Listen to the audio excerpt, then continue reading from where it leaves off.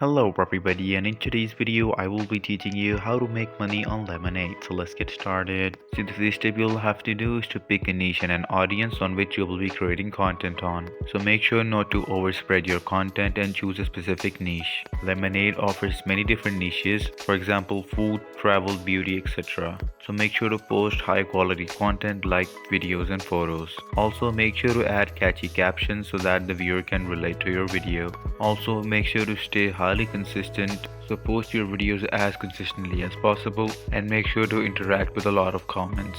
Next, what you will need to do is to work with brands. As your account starts growing, you will be met by new brands and you can make brand deals with them. But for example, if you like a brand and you want to do a deal with them, you can personally pitch yourself to them as well.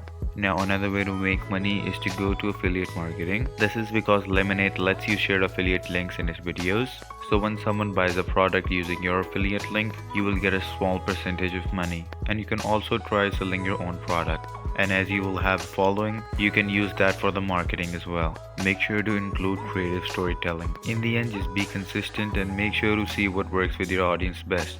And there you go. If you guys found this video helpful, make sure to leave a like and subscribe to our channel. I'll see you all in the next one. Goodbye.